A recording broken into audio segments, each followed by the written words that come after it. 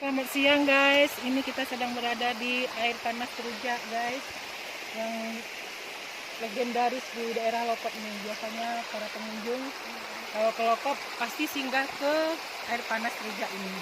Tapi sayangnya kurang bagus dan tidak terawat.